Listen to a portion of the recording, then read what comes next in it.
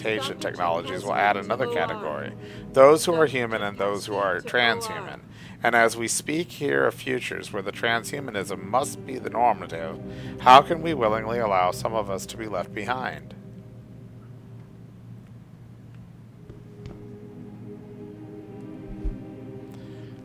Liberate yourself. Let us help. Liberty in Mind and Body International, LIM, is an international humanitarian organization dedicated to the care and welfare of augmented people around the world. We are the leading advocate and healthcare provider for human enhancement technology, with nearly 2,000 clinics serving the needs of over 8 million people every year. Founded in 2011 by Dr. Hayden So-Young, formerly of Darrow Industries, our credo is augmentation for all. 100% independent of corporate and national control, LIM's mission statement is no less than to offer full and equal access to human enhancement products and technologies across every global border and class in society. Our international network of low-cost medical mechanical clinics cater exclusively to augmented people, and they can be found in every major city, offering everything from routine cybernetics maintenance, checkups, and consultancy, through to full operating theaters with complete augmentation implantation facilities. So we're getting a little bit of information here where, like, David Sarah's public statements, claiming he wants to make augmentation free for everybody. If that's really true, well, there's a couple different aspects of this. It may be seen as a laudable goal, but at the same time, that doesn't seem to be the way it's actually happening, because it seems like, even like Lim here, there's a charge of some kind. I mean, look at this. You have like advanced skills at affordable prices. What's affordable? A variety of credit plans to suit your need. So what, are you going to go in debt for the rest of your life?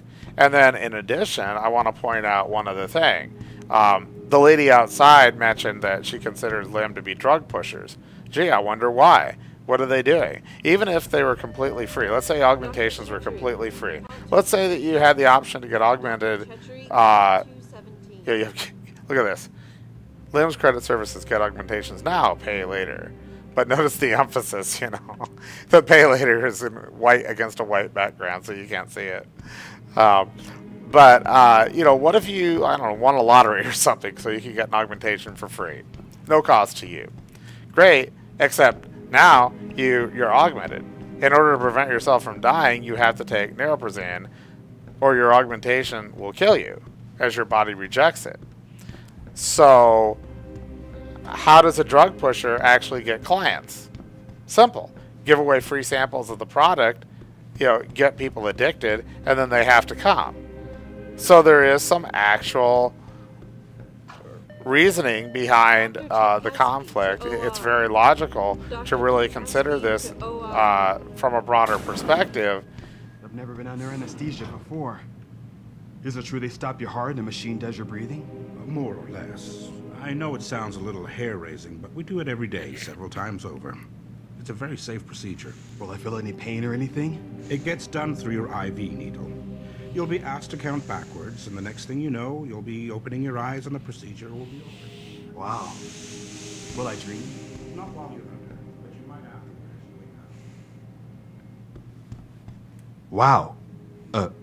Sorry, I was just looking at that scar on your head. Did you get that before or after the surgery? Kind of both. Words A to K, huh? I'll come back and look at this in a minute. I want to talk to him. If you're here for some work, please go to the counters. L to Z. Okay. Okay, let's take a look at this. Visual Cortex 2.0, the eye redesigned. Excerpt from an article by Hugh Darrow in the American Cybernetics Gazette, Winter 2012 edition. Just around the corner. In the organic model, normal vision begins when light enters the eye through its lens and moves through to strike specialized light-receiving photoreceptor cells coating the retina, called rods and cones. These cells convert light into electrochemical impulses that are sent down the optic nerve and into the sense centers of the human brain. In healthy subjects, the eye can function well for many years, but retinal diseases like age-related macular degeneration and retinitis pigmentosa destroy vision by annihilating these important cellular matrices. A visual prosthetic, what some might colloquially call a bionic eye, is a form of neuroprosthesis intended to partially restore lost vision in a patient suffering from one of the aforementioned afflictions, or to amplify and enrich the existing vision capacity of a healthy subject. Dow Industries' refinement of this technology does away with the need for an external camera-to-implant relay system, instead reducing the extant hardware to a single biochip directly inserted into the retinal zone of the eye. So again, going back to what I had been saying before, this really does make a lot of sense. It's not a simple question. I mean, it's not black and white. It's not so simple as to simply say that it's either good or bad. There is really a lot of different facets to this type of issue.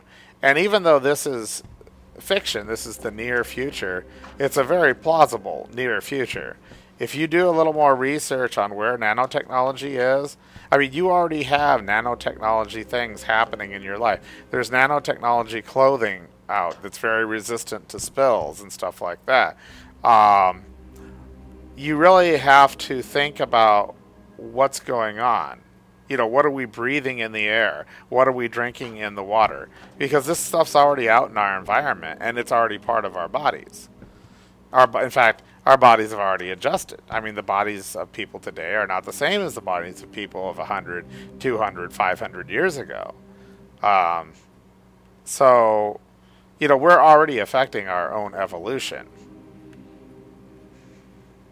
Perhaps, I guess my own personal argument about all this, and it's certainly something that gets debated in my classes, or in various research papers that I do, or presentations, that I do in class, or that I'd like to do elsewhere. I think the real danger would be this fixation that we've had since the Industrial Revolution and the Age of Reasoning, the so-called Age of Enlightenment, is that we can control things, that we can predict things absolutely, that we know what's best, that we can say, well, if we do this, then that will happen. And that's the problem.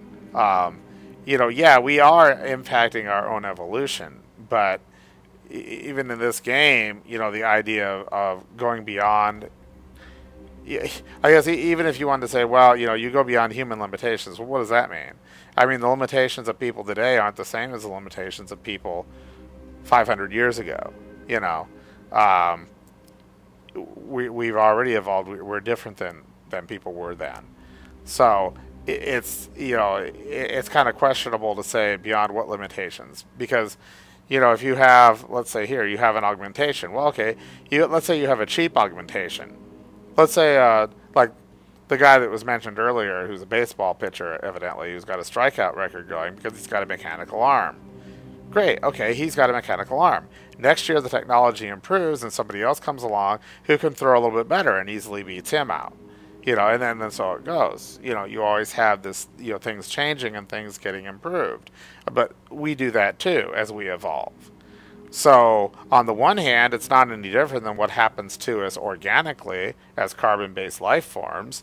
And on the other hand, it's something that we're actually actively doing, rather than it just happening because of our subconscious actions or because of interactions that are happening that are too complex for us to figure out. But the thing, like I say, I think that's really dangerous is, can we control it? I don't think that we can control it because there's just too many factors involved. I mean, all you have to do is miss one variable. And then all of a sudden you can say, whoops, we didn't consider that factor. Oops. Yeah. And that's happened repeatedly throughout history. This is also an interesting game, I guess, because the other one that I was doing, and I will get back to it, is Alice Madness Returns, which of course is set in Victorian England. And there's a lot of commentary I've done on that with the Industrial Revolution and the Age of Enlightenment. And you look at a lot of the stuff that's shown about Victorian England, And the British Empire and all that. Well, London in the Victorian era, the environments of London in Alice Madness Returns look really horrible. And the fact of the matter is that what the artist found out, I've got the art book now, what the artist found out is that they were originally thinking they'd have to fictionalize things. Well, as they did research on Victorian London, they figured out, hey, we don't really have to make any fiction here. It was pretty awful. And exactly, that's exactly true. But have things really changed any? I mean, the details have changed, but you still have the same issues of the haves and the have-nots. You still have the same issue of disease being a serious issue for many people. Whether it's a man-made disease, like, needing neuroplasticity if you're augmented, or maybe other diseases caused by, industrial waste and stuff like that. I mean, really, nothing has changed. Just the details, just the specifics have changed. So here's some interesting stuff, okay? From A. Margolis at SI Corp Trade. Well, that's obviously, Ceres Industries. This is Athene from the Executive Secretary, David's Executive Secretary, to Vera Makovic, the doctor we were just talking to. Originally, Vera was replying to her saying, Mrs. Margolis, of course I appreciate Mr. Serif's support, which is why I will do my best to explain to my patient exactly what this generous gift entails. But that is as far as I will go. From now on, whatever augmentations he decides to acquire will be his choice and his alone. The patient, and not the employer, will be the one to decide whether a half-tested prototype augmentation should be included with all the others or not. And what Athene was responding to that comment is, I believe you have misconstrued Mr. Serif's intent, Vera. He only wanted you to give your patients some general medical advice. Now, I'm assuming we didn't see the original message from Athene, which evidently was a message from David.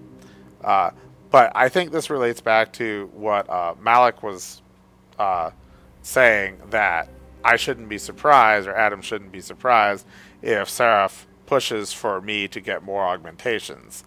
Because, Seraph has this idea that augmentations are the be-all and end-all, and it's the next stage of human evolution, and everybody should do it. And of course, that's, I guess, the crux of the issue that the game is presenting, is, do you augment yourself? Do you need to? I mean, if you come up against somebody else who is augmented, are you at a disadvantage? Whether it's in a peaceful situation, such as maybe a journalist, you've got a journalist who's augmented, maybe can take pictures with their eyes and stuff like this. They show that on the serifindustries.com website video that I mentioned. Or maybe obviously you could be in a combat situation too, where you could be at a disadvantage. Well, a lot of people think that, machines, are better, faster, stronger. Yeah, machines may be able to do a lot of different things, but there's things machines can't do. Just like there's things that humans can't do.